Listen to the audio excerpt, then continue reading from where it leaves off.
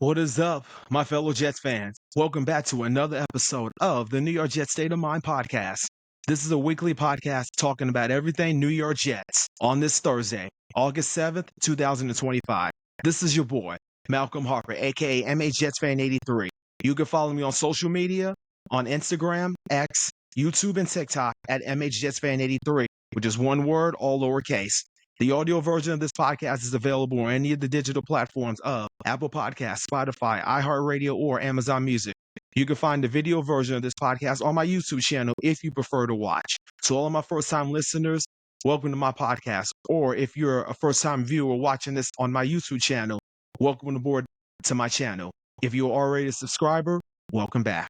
Also, if you could do me a huge favor and share the channel and podcast with not only other Jets fans, but NFL fans, that would be greatly appreciated.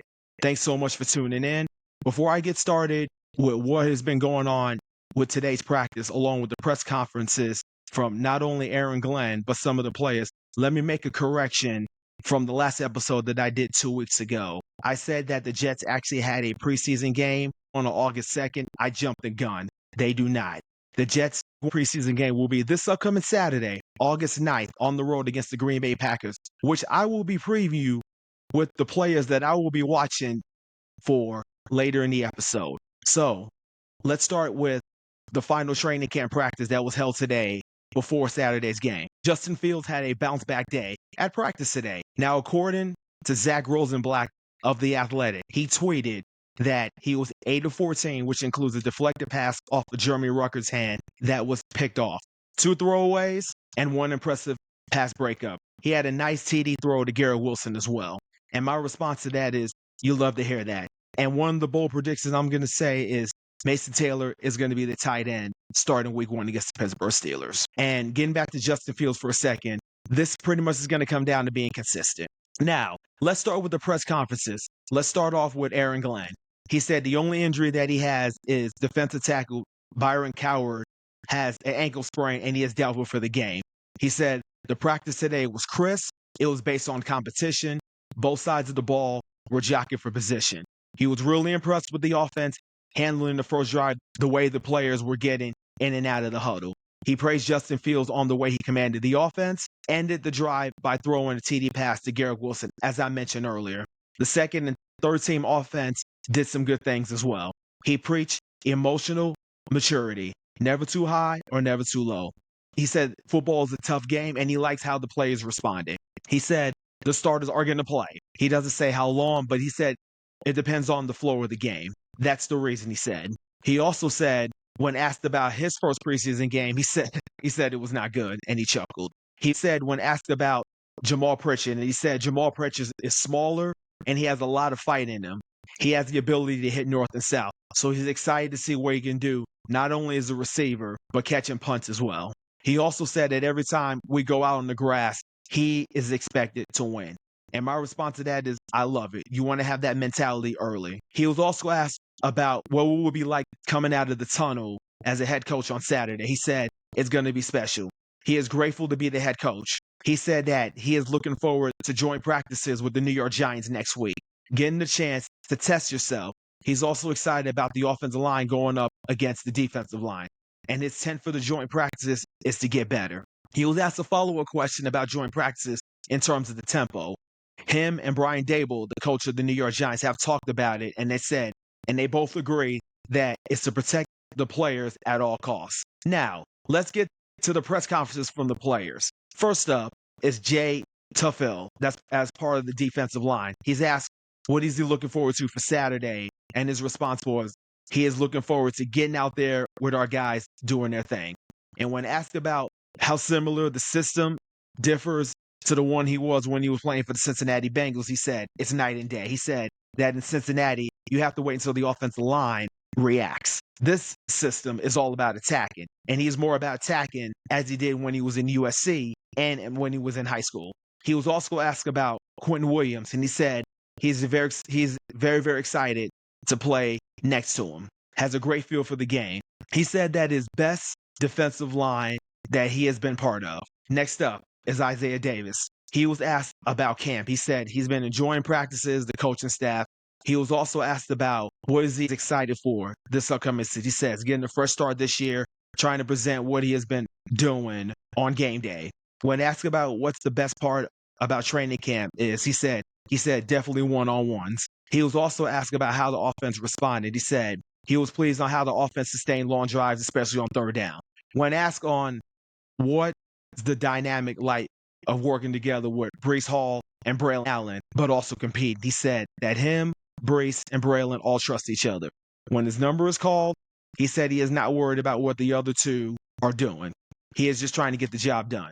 Super confident with his hands. And when he was asked about playing with Justin Fields, and he said he could do damage with his legs, and he said he's definitely a freak athlete. He is definitely excited about going to Green Bay. He has some teammates in college that played for the Packers. And when he was asked about the adjustment initially from college football subdivisions to the NFL, he said change of pace. He said that he got a preview of it at the Senior Bowl. Attention to detail and the speed of the game. Now, last but not least, let's get to my man, Sauce Gardner. The very first question he was asked, what is the best part about playing in New York? And he says, the fans, electric fans that welcome me in open arms since day one. It's New York. Everybody loves New York. And my name's Sauce, so that makes a lot of sense too. He also says he's loved being under the microscope. He was also asked about emotional maturity, and his response was, it's definitely great to have. When you get out on the field and put pride in what you do and make a mistake being young, you have to have the mentality to be better on the next play. He enjoys the one-on-one. And when asked about when asked about where he is as far as tackling goes, he says he has progressed a lot. He was also asked one thing that he worked on. He said he's been working on everything, and he is his biggest critic. When asked about Malik Neighbors, the wide receiver from the New York Giants, going up against him potentially next week in joint practices, he says that he does a lot of things well. Elite route runner, establishes himself as a top receiver. He's looking forward to it. He likes the joint practices. When asked on what's the difference in Garret Wilson's game this year, he said he has been on it, attacking the game in a different way. He has given them great work. And my response to that is iron sharpens iron. And when the last question he was asked was the importance of getting his hands on the ball, generating a couple of turnovers, his response was that it's very encouraging. He mentioned the position coaches, Dre Bly and Chris Harris, has played in the league at a high level, preaches it in the secondary. It's contagious, and it feeds our families. Now, let's get to this upcoming Saturday night's game. We are finally going to see the Jets on the field against another team. Week 1 of the preseason against the Green Bay Packers. The game will be showed locally on New York 55 in the tri-state area at 8 p.m. Eastern Time. For those of us who live outside the tri-state area, me included living on the West Coast, NFL Network will be televising the game, and we'll be able to see the Jets on TV. So let's go to some bets right now. So according to ESPN Bet, the opening line number for this game was the Packers at -1.5. Now the line number has jumped up to -3.5 in favor of the Packers, and the over-under is 38.5.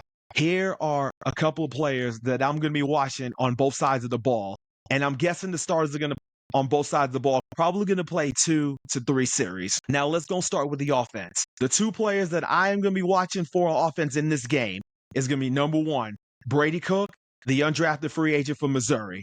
And the second player that I'm going to be watching staying in the University of Missouri is going to be our first-round pick, Armand Membu. Now, let's switch sides to the defensive side of the ball. The two players that I'm going to be watching in this game, they're both in the secondary. The first player is going to be Quantez Stiggers. I want to see if he made improvements in his game during the offseason. And the other player that I'm going to be watching in this game is Malachi Moore, the rookie from Alabama. We already know that Andre Cisco is going to be one of the starting safeties. Let's see if Malachi Moore can take Tony Adams' spot as the other starting safety. My prediction for this game is that the Packers will win 21-14 and will go at the under at 38.5. So those are my thoughts on what AG had to say along with the players. Also the players that I'm going to be watching and my prediction for this game. Let me know what y'all think in the comments section on which players that you will be watching this Saturday night along with your prediction for the game. Now, before I get on out of here for the rest of the week, as a reminder, even though this is a weekly podcast, I will be posting Jets news on all of my social media accounts throughout the week. And speaking of social media, I am getting close to 100 followers on TikTok. I am currently at 95 right now. I am getting close to 100 followers on X as well too. I am currently at 77 followers. Thanks to the 113 followers on Instagram. If you can help me get to 100 subscribers on my YouTube channel by the end of the year, that would be awesome.